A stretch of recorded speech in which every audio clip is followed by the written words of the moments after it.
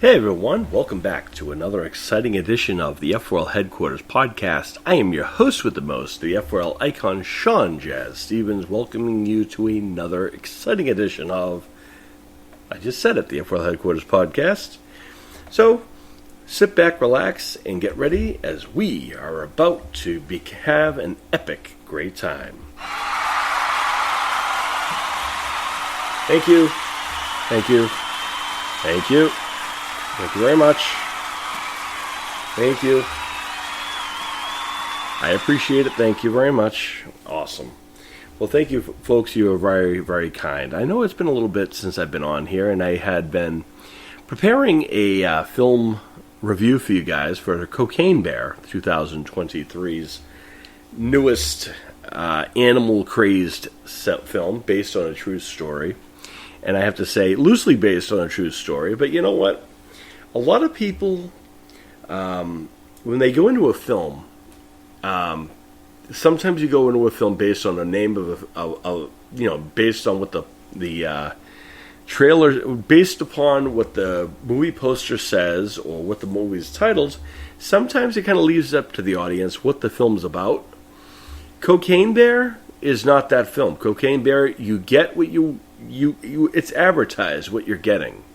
It is exactly what it says, and whatnot. So, first and foremost, I'm going to be doing this film review, and this is my first time doing this kind of a review. So, on this site, on this provider. So, hopefully this works. So, sit back, relax, and allow me to play you guys the trailer for Cocaine Bear. Here.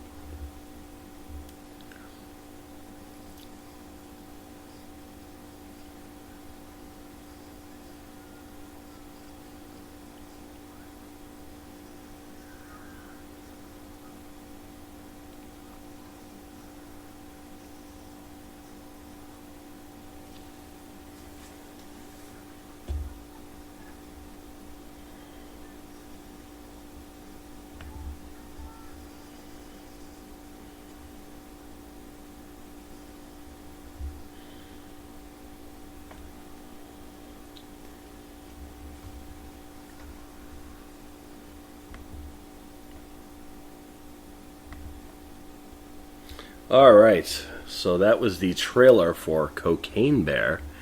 Again, Cocaine Bear is a loosely based biopic. I'm not going to read the description because it's exactly what it sounds like. It's loosely based on a true story. The synopsis is very simple. This is the part that is true as far as, the relevancy is based on the fact that the character who started the whole thing, the drug dealer, or the drug dropper, I should say, was in the middle of peddling some drugs. He threw some drugs out of a plane over the Georgia forest, and thinking that he was, untouchable and he was the greatest sin since rice pudding, he jumped out of a plane that was set to crash, but unfortunately his parachute didn't open, and he was heavily induced in drugs himself. His parachute didn't open. He crashed on a lawn and died miles away from where the drugs supposed to land in the woods.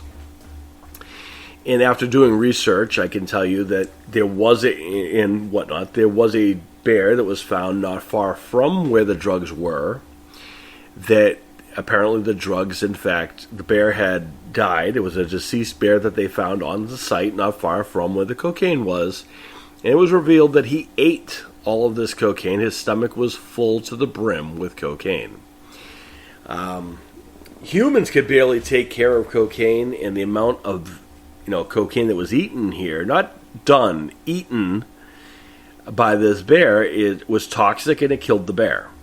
That is where, the far as, the guy who threw the drugs out of the plane in the middle of the woods and then crashing and burning, so to speak, that part is true.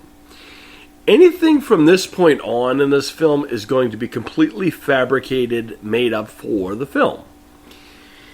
The title of the film gives away what the premise is. The poster tells you what you're getting into. And, all honesty, it is exactly what you would expect this film to be. It was directed by Elizabeth Banks, who has done some acting in her day and has transitioned into directing. And, I have to say, when it comes to actors turned directors, I often find their productions are often a little bit more successful and a little bit more laid back than those on these sets that have a director or a filmmaker who has only been in that role. If you're someone who has been in the acting role, can relate to the actors and the characters and so forth, then I find that generally there's a lot more success to those. Case in point, Forrest Gump, Tom Cruise, Ron Howard with just about any of his products. Rob Reiner is also someone who's pretty decent at doing such as well. Christian Bale. And the list goes on of people who can... people who were young actors or actors in general who adapted into the acting role. Penny Marshall is another one that comes to mind. So when it comes... and then, of course, Jonah Hill and those kinds of guys. So when it comes to that, I often find that directors who have transitioned from actor to director are generally run their sets much like I do, kind of like a loose and family-like atmosphere, and productive when it needed to get done. I could tell by watching the characters in this film and the actors portrayed in this film that they were having a fun time with this. I mean, come on, the concept, you know what you're getting into. And you guys know that I rate my movies in 4 pillars: story and believability, the casting, location and timing, and of course, lastly, is the overall feeling at the end.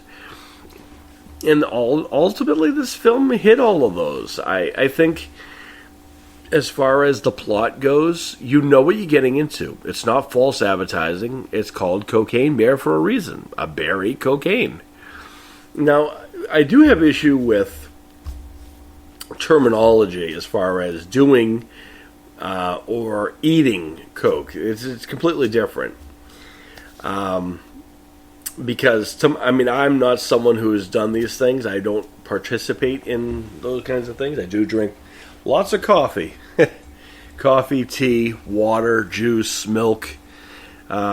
If I'm really wanting to be hardcore or really wanting to get dangerous or get, whatever, I'll sometimes have a soda pop or coffee or a soda for those people. But in general, I don't really enjoy alcohol, drugs, or anything like that as a whole. But I mean, the premise of this film and the overall undertone of the film as well. These are things that are believable, obtainable, and are ultimately exactly what we need it to be. And are exactly what we need it to be.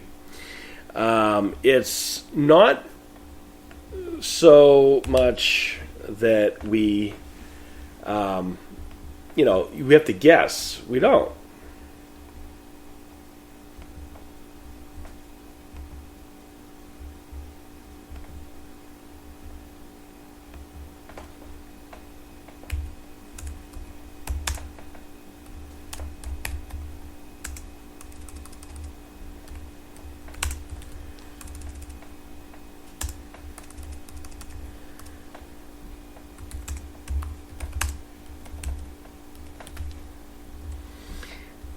So the premise of a lot of this stuff here. Well, 1 second, folks. I'm trying to do something for you.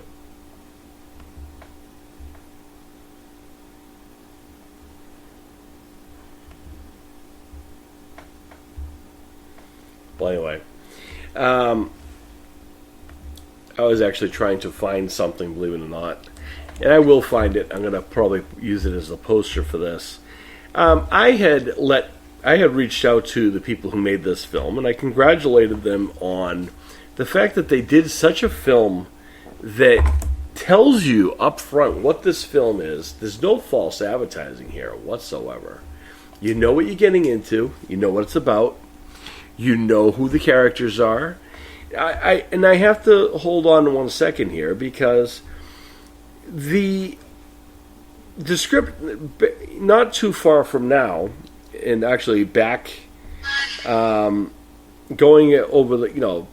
last week, and I was watching some other people's reviews on their own, and I have to tell you this: I don't believe that Cocaine Bear falsely advertises anything, nor do they have any, I don't think Cocaine Bear is a movie that has to worry about false advertising, because it's not. There's nothing false about it.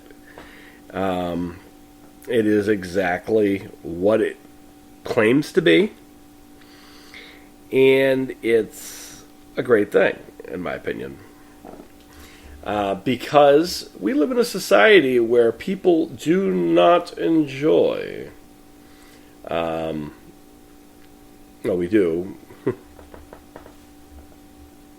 1 second, folks.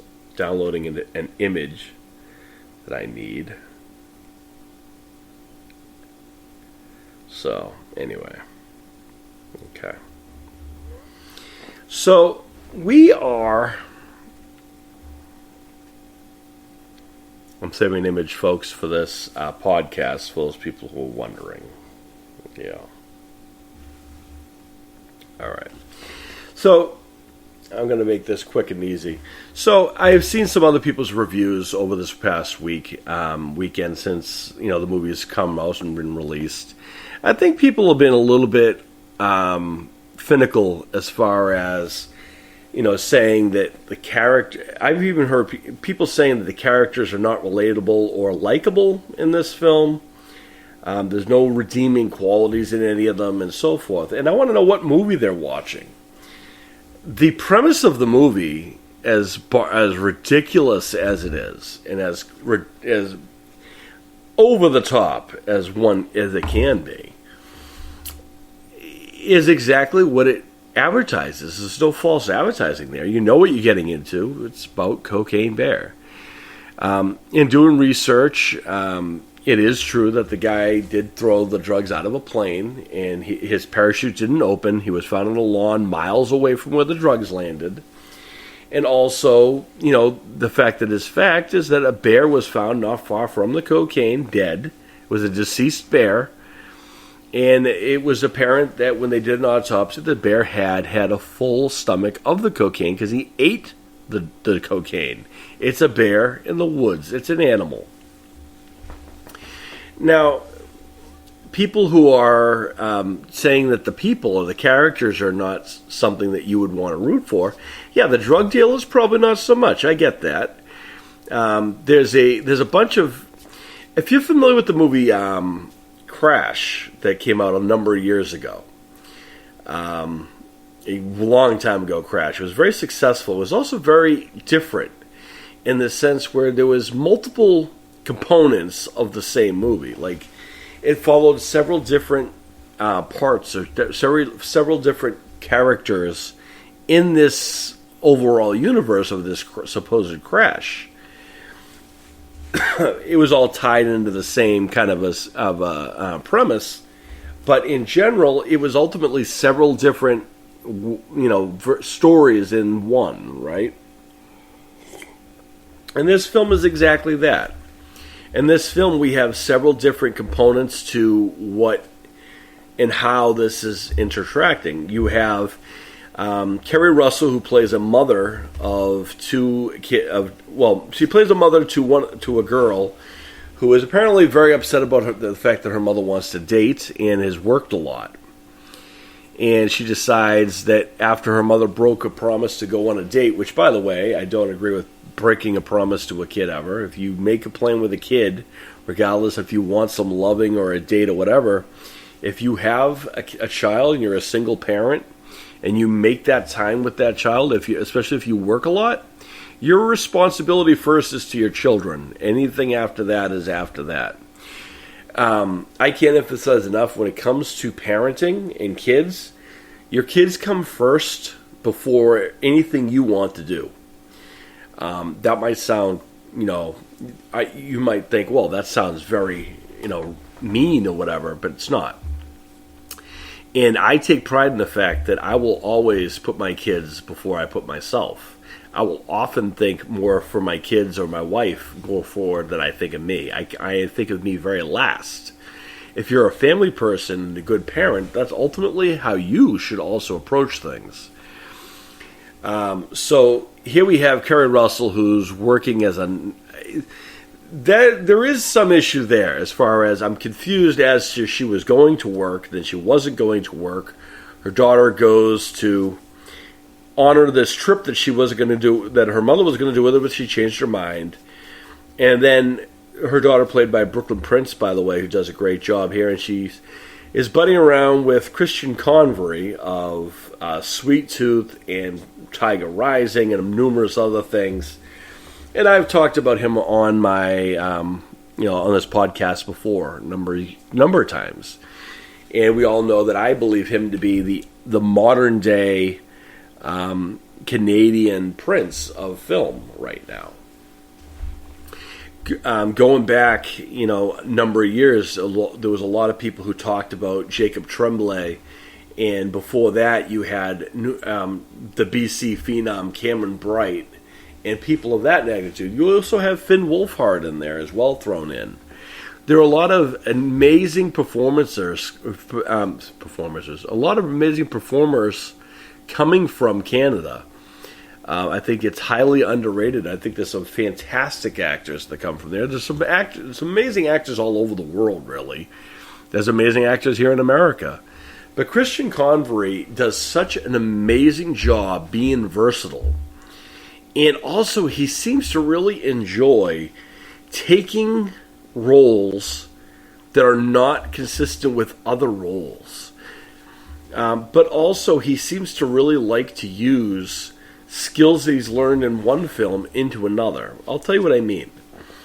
Christian had to work on the movie Tiger Rising, where he played a character named Rob, who is, the titular character in Tiger Rising. He's the young man who has a relation, wants to help this tiger or whatever.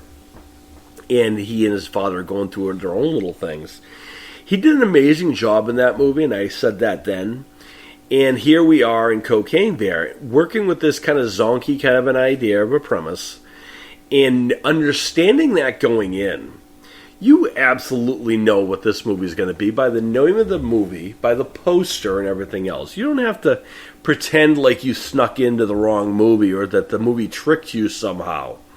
If you're going into the movie expecting to see, like, you know, some hard dialogue and, you know, some Godfather-like approach to this movie, then you're going to be disappointed because that's on you, not the filmmakers or the film itself. That's on you for being foolish to not see that.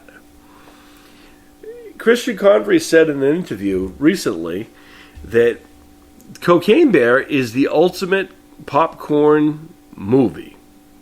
Actually, that's exactly what he said. That Cocaine Bear was the ultimate popcorn movie. And he even tried to get a hashtag going.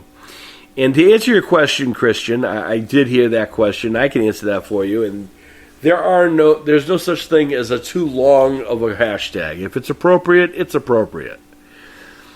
And it is. It's a good time. It doesn't candy coat it. You know what you're getting into. The premise is right there in the title of the film. There's no shyness. It's almost instantaneous. Right away, you're thrown into this whole world. We have a little bit of, you know, the backstory, which is all you need, and then you have, you know, the falling out. Overall, the movie was decent. It was really well done. I could tell everyone on the set had a lot of fun, and it was done. Several interviews I've heard from people who have said the cast, you know, the crew was a lot of fun. Being on set was a good time, and that makes for a better shoot, and it makes more fun for everyone involved. So, you know, great job by Elizabeth Banks to, you know, hold that whole realm together like that. And some other characters, some other actors and actresses in this film, other than Brooklyn Prince, who plays Dee Dee, who plays Christian Convery's friend here, as well. Kerry Russell plays her mother. Kerry Russell is the go-to mom in these films, I swear. Not long ago, I think it was last year, she was part of the Antlers film, which is about another creature in the woods that terrorizes people in the woods. Kerry Russell has that mom approach to things, and she has that kind of tough mom approach to things too. I like Kerry Russell a lot in a lot of the things I've seen her in. I especially like when she's working in the mom roles because she takes it so well, and it's very believable. Now here she's supposed to be a nurse, and she's going through the woods and, you know, being resourceful, knowing what she knows. And, you know, as I said before, I kind of compare this movie to something like a Crash, that came out a number of years ago. So picture, if you would, a bunch of intertwining stories that are surrounding of the main focus point. That's kind of how this movie feels for me. Or another movie to compare it to be like Love Actually, which completely different from this in the sense of the genre and the topic. Love Actually is a rom-com, very strong rom-com. Cocaine Bear is exactly like Christian said. It's a movie to go out, have a good time, have some laughs. You're not going to be disappointed with the funness. I mean, the premise of the movie, you know it's going to be off the wall. And by watching it, you know it's going to be even funnier. So let's not pretend here. So that being said, I think that's some fun stuff. And it was enjoyable. It was a great time, and it was something that I believe was something that, you know, right now we need something lighthearted. We need something goofy to laugh at. In the 70s and the 60s, we had things like Cheech and Chong. Well, ultimately, Cocaine Bear could be considered to be one of those films. And Cheech and Chong would grow to become pop culture icons, and it would become cult classics. I hope that Cocaine Bear is seen as its own film in that sense, but on the other end is endured much like Cheech and Chong are.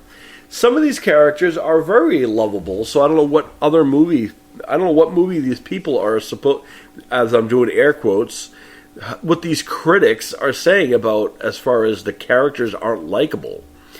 As a parent, if I know my kid's stuck in the woods somewhere, I'm going to go looking for them, which is what she does. And she's a nurse, and she automatically wants to make sure everyone's okay. That's believable. I don't know what's so unlikable about that, unless you're not a parent.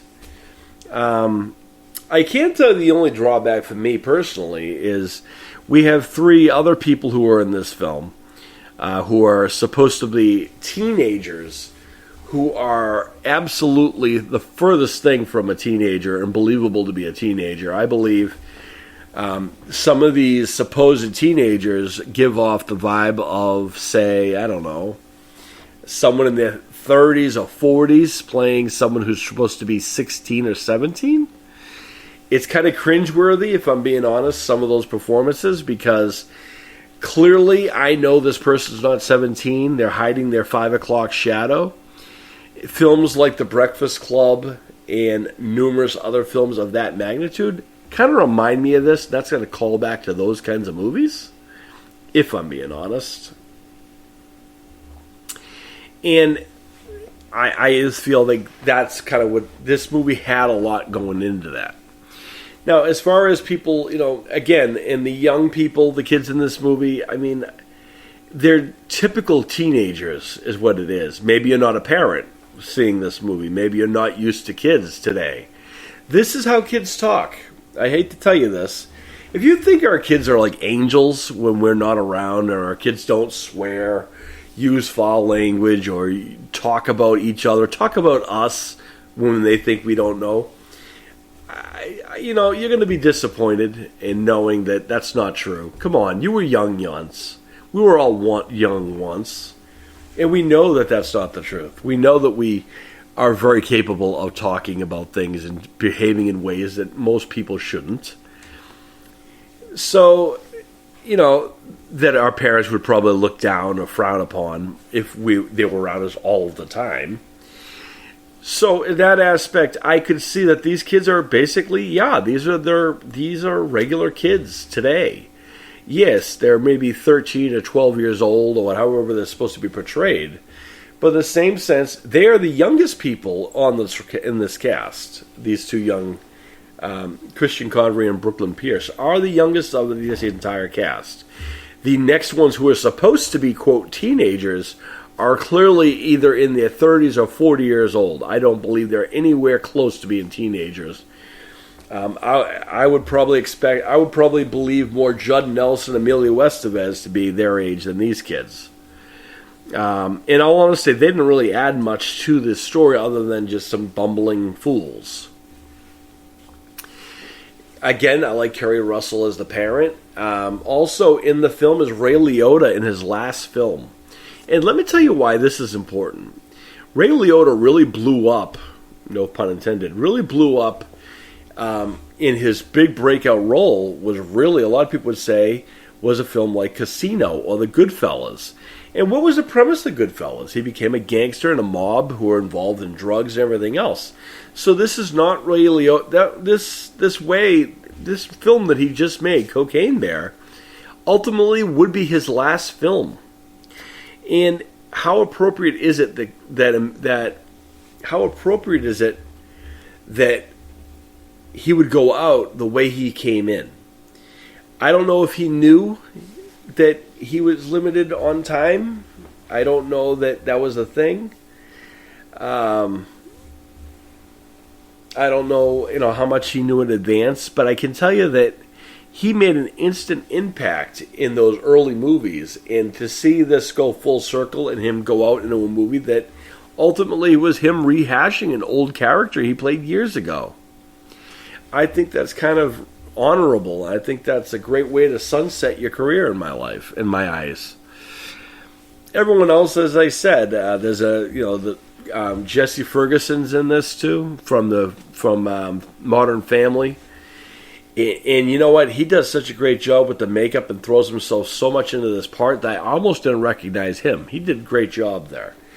playing like the Dudley Do-Right kind of a thing in the crowd in the woods, and then you have another woman who's done in a lot of various different roles in various films and television, who loves to kind of be that crass old woman who likes to have the wise girl things to say and blunt, honest things. In the days of the late, great Golden Girls, she would be the epitome of representing all of them. She does a great job in this film, in my opinion, for what she needs to be in there for.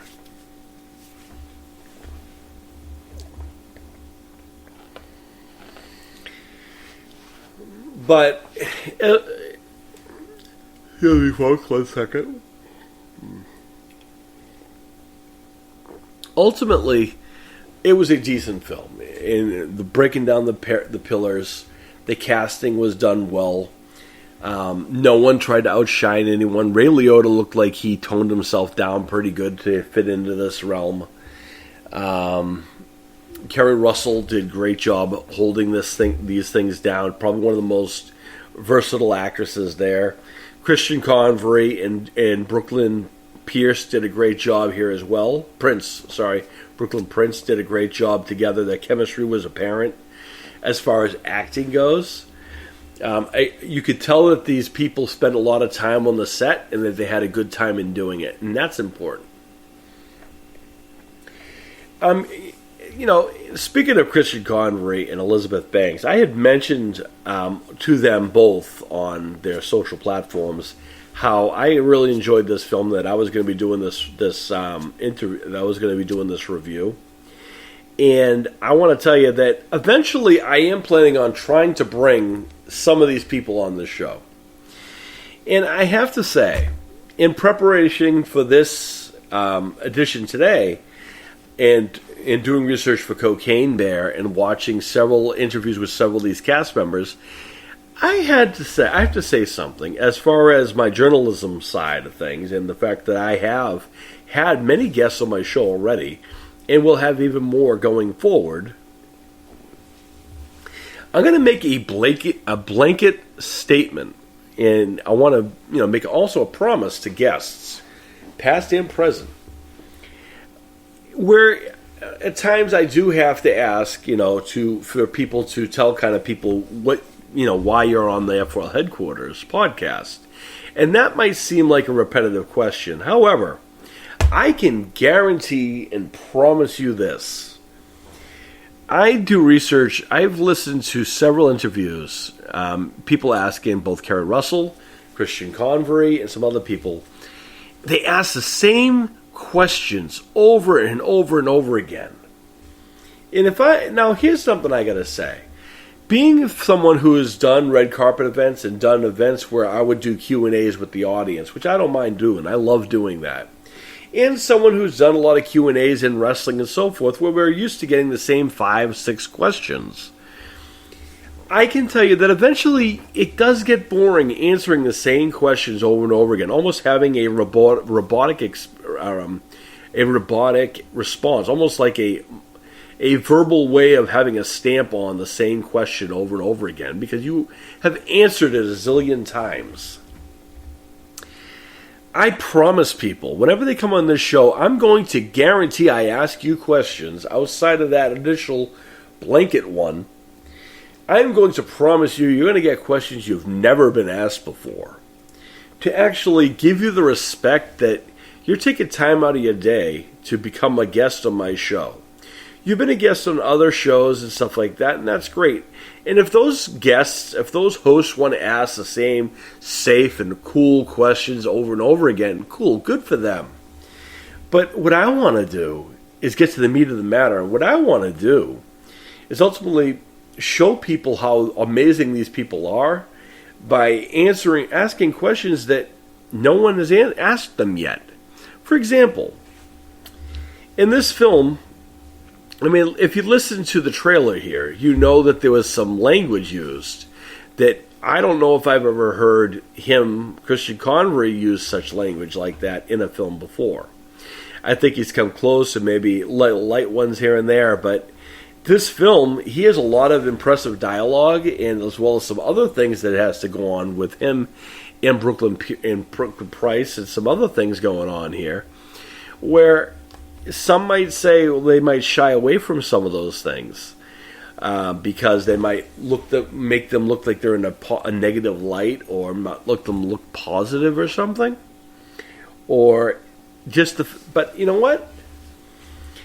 Oh, parents probably won't like it either, because these are people who, maybe their kids like the movie Sweet Tooth, and they brought their kids to see that Sweet Tooth is in this movie, or you saw his last film, one of his last films, Tiger Rising, and said, well, it's going to be a cute family film only with a cocaine bear.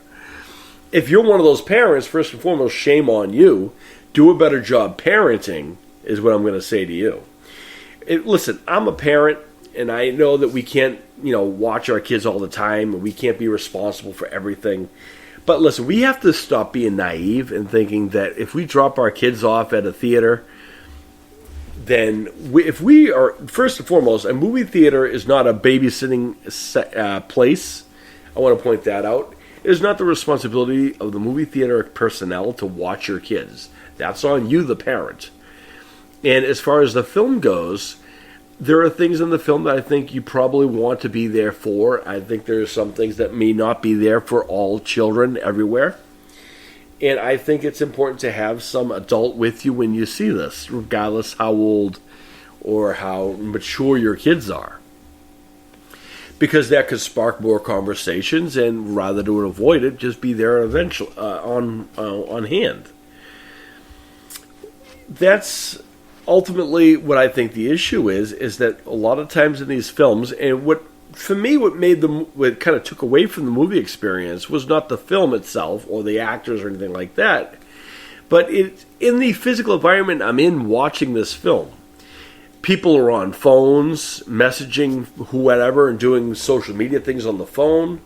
There are other, the kids who are not old enough to technically be in the theater, who are, trying to sneak into the theater, thinking that, the theater staff don't know what that is, even though we've been through it a million times before. It's just ill parenting when you let your kids just go to a theater and expect them to be perfect angels. Because I'm going to be the first to tell you, if you think your kids are perfect angels, there's no such thing. All kids make mistakes. That's okay. That's how they learn from those mistakes. It's up to us parents to show them how to find the proper response to those mistakes, and to help them come up with ideas on how to avoid those in the future. That's what our responsibility is as parents. So if we go and drop our kids off on Friday night at the movie theater, and our kids wanted to see Cocaine Bear, but the movie theater says, nope, you're not old enough to see the movie by themselves. If you're one of these parents who buys your kids the tickets and then takes off afterwards, then again, that defeats your purpose of parenting. And two, on top of that, I'm going to let you know that if your kids are found in the theater and don't have the right tickets, or do not have an adult with them from your party that you have approved or set up, then they're going to be asked to leave in that theater if they are underage. I'm going to guarantee you that. How do I know that? I worked in a movie theater and I did just that. So, either you can be there with your kids and make sure they stay out of trouble, or if you can't control your kids in the sense where, knowing that your kids aren't going to sneak into a theater or aren't going to are going to act appropriately as a result of what you want them to do, rather than being one of these parents being so naive, thinking your kids are perfect angels, that they're never going to do anything wrong and all these other things. Accept the fact that they're human just like you are. They're capable of making mistakes just as you are, and they learn from their mistakes like we do. So let's not pretend and paint this image like our kids are these perfect angels. This is a long way of me telling you that I believed the chemistry between Christian Convery and Brooklyn Price. It looked like they definitely had known each other for a long period of time, that they spent a lot of time together on and off set. I think it shows that, and it also highlights their performance in this role, in this film. So casting, they did a great job with that, and they did a great job with makeup and everything else on that end. I do have issue with the three older supposed teenagers who were no younger than 39 years old each. They were one step away from having 5 o'clock shadow, these supposed teenagers that they're claiming are in this film. I can tell you this isn't spoiling it. Christian Convery and Brooklyn Price are the two youngest people on the roster of cast. And it's a great cast, other than that. Ray Liotta's last film, before he unfortunately left this world. But if you're one of those people who want to be nostalgic and see kind of a full circle performance by him, definitely go see this film. And, as far as these characters not being lovable or redeemable or anything like that, I don't know what movie you're watching. It's not Cocaine Bear. There is a genuine concern for Kerry Russell, who is a nurse and a single mom, which is a hero itself. Not only is she a hero for being a single mom, but she's also a nurse on top of that. There's something to be said about that. And she still takes the time to share her daughter's joy in her journey. That's important to do. So, as far as that goes, the long and short of it is that, they did a good job keeping it, the cast down to a minimum, a smaller cast of probably, 25 people maybe, which also cuts down cost and whatever. And everyone seemed to have a lot of good time, and it made it, made it better than it probably expected. So, congratulations to everyone on a great job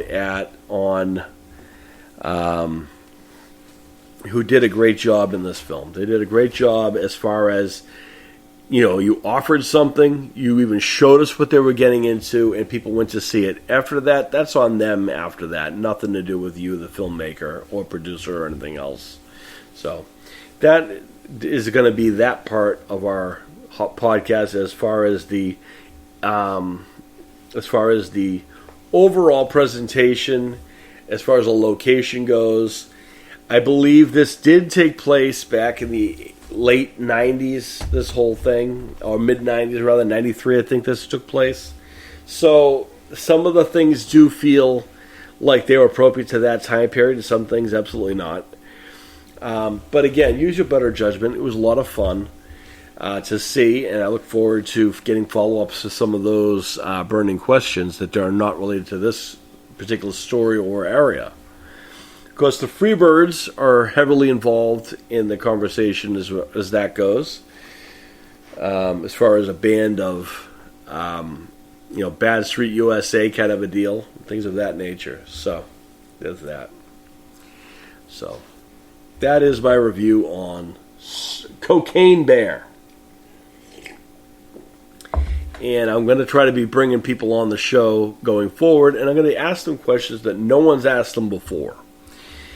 Because I respect them enough that if they're taking time to come on this podcast, the least I can do is be original and come up with something that no one's ever asked them before, to give them something new.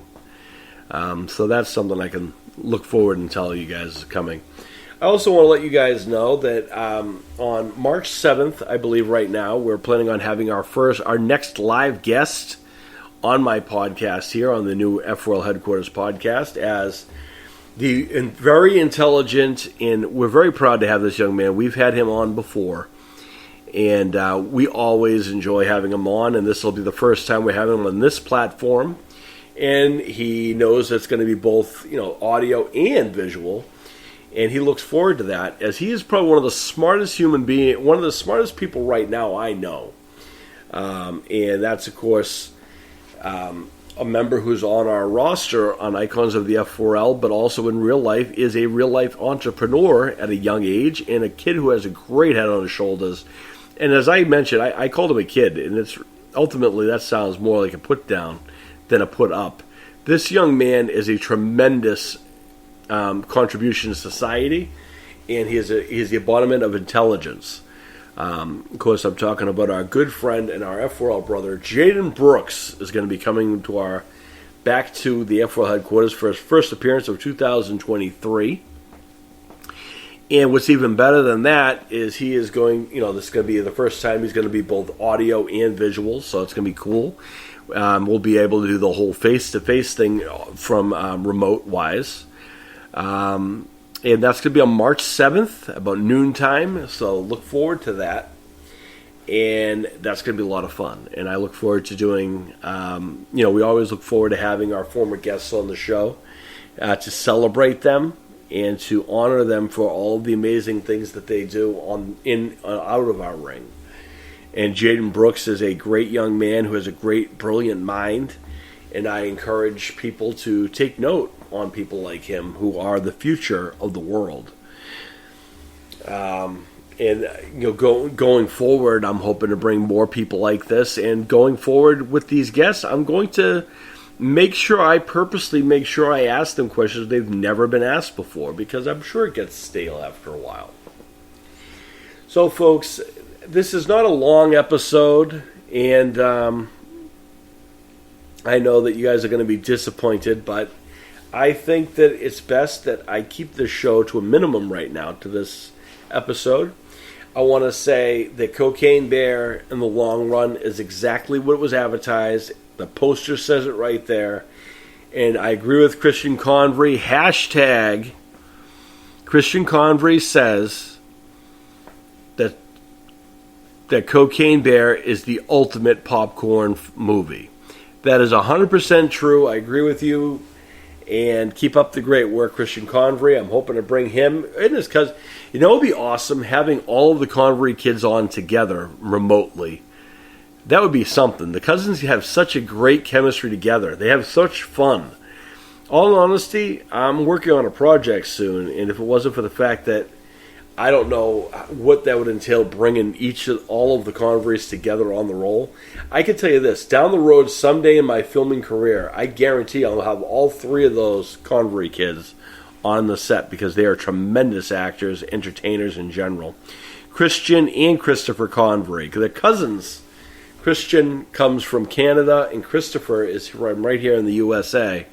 Both young men are top-notch actors right now, and in my opinion, are absolutely killing it in every role that they're getting, whether it be dealing with tigers or bears. Oh my! Keep up the great work, all of you guys. Should you ever hear this, and Elizabeth Banks, hats off to you as a filmmaker. Great job in Cocaine Bear, being original, something different, something zany, and something daring, honestly. This is a huge risk to do a movie like this modern day, and good for them doing so. So, that's all I'm going to say as far as all this goes and for the show today. So, may all your dreams come true. I'm the F4L icon, Sean Jazz Stevens, saying, be safe, and may all your dreams come true. Peace, everybody.